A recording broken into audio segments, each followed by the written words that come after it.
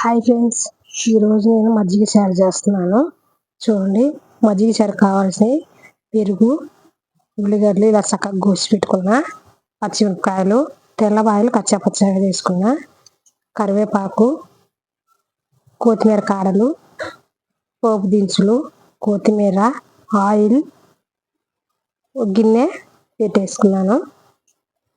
ఇప్పుడు ఆయిల్ వేసుకున్నాం తగినంత. 1½ స్పూన్ ఆయిల్ వేసుకున్నా. పెరుగు అలా గిలకెట్టుకుంటున్నాను, మజ్జిగ చేసుకుంటున్నాను. అలా ఆయిల్ కాయినాక ఇప్పుడు పోపు దినుసులు వేసాను. పోపు దినుసులు కొంచెం ఫ్రై అవ్వాలి, అలా కలిపి పెట్టుకోండి. అలా ఫ్రై అయినాక చూడండి, అలా కలబెట్టుతున్నాను. కొంచెం బ్రౌన్ కలర్ రావాలి. మినపప్పు, జీలకర్ర, ఆవాలు, ధనియాలు అన్నీ వేసాను. కొంచెం అలా ఫ్రై అవ్వాలి, లైట్ బ్రౌన్ కలర్ రావాలి, అలా వేయించుకోవాలి. చూడండి, మా ఛానల్ నచ్చితే లైక్, షేర్, సబ్స్క్రైబ్ చేయండి. కలబెట్టుకోవాలి అట్లా. చూడండి, కొంచెం కరివేపాకు, కొత్తిమీర కాడలు వేసాను. ఇప్పుడు అవి కొంచెం అలా కలబెట్టాలి లైట్గా 1 నిమిషం పాటు. అలా కాయినాక నెక్స్ట్ వచ్చేసి పచ్చిమిరపకాయలు చీలికలు ఉన్నాయి కదా, అవి వేసుకొని వేయించుకోవాలి. వేయించుకుంటున్నాను. చూడండి, ఇలా పచ్చిమిరపకాయలు చీలికలు వేసి కొంచెం అలా ఫ్రై అవ్వనివ్వాలి. చూడండి, మజ్జిగ చారు చాలా బాగుంటుంది ఫ్రెండ్స్. అన్నంలోకి బాగుంటుంది. వేడి వేడి అన్నమైనా, కొంచెం చల్ల అన్నమైనా బాగానే ఉంటుంది. చేసుకొని తింటే బాగుంటుంది. చూడండి, అలా వేగినాక తెల్లబాయలు కచ్చాపచ్చాగా దంచాను, అట్లా అవి వేసాను. అవి కూడా కొంచెం ఫ్రై అవ్వనివ్వాలి. టేస్ట్ మాత్రం అమోఘంగా ఉంటుంది ఫ్రెండ్స్. మీరేం చేసుకొని తినండి. కొంచెం సాల్ట్ వేస్తాను, తొందరగా మగ్గుతాయి కదా పచ్చిమిరపకాయలు. అవి చాలా సింపుల్. మజ్జిగ చారు చేయడం అంటే చాలా సింపుల్.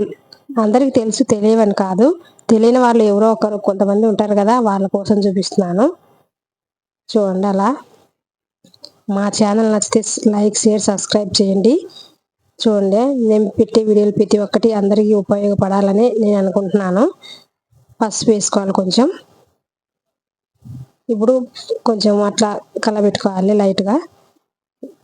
2 నిమిషాలు 3 నిమిషాలు వేగనివ్వాలి. పచ్చిమిరపకాయలు, పసుపు పచ్చి వాసన పోవాలి కదా, అందుకోసం అనేసి అలా వేగనియాలి. ఇప్పుడు ఉల్లిగడ్డలు తరిగి పెట్టుకున్నాం కదా చక్కగా పొడవుగా, అవి కొంచెం దీంట్లో వేసాను. కొంచెం మజ్జిగలో కూడా వేసాను, పెరుగులో పచ్చివే. టేస్ట్ మాత్రం తింటుంటే బాగుంటాయి. వేడి వేడి అన్నంలో ఈ మజ్జిగ చారు వేసుకొని తింటే దీనికి మించింది లేదనిపిస్తుంది. చూడండి, అలా వేయించుకోవాలి. అలా వేయించుకున్నాక చూడండి వేగినాయి. చూడండి, అట్లా మధ్యన కలబెట్టుకోండి. దాన్ని మధ్యన కలబెట్టుకోవాలి. చూడండి, అలా కలబెట్టాను. ఇప్పుడు జీలకర్ర పొడి కొంచెం వేస్తున్నాను. జీలకర్ర వేయించి పట్టి పెట్టుకున్నాను.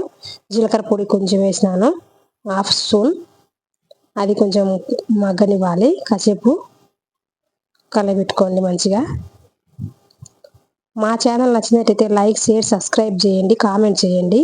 మీకు ఏ రెసిపీ కావాలని కామెంట్ చేస్తే అది నేను చేస్తాను. చూడండి, అలా మజ్జిగ చారుకు అలా వేయించాను పోపు అంతా. ఇప్పుడు మజ్జిగ కొట్టుకున్నాం కదా పెరుగును, అవి దీంట్లో వేసుకుంటున్నాం.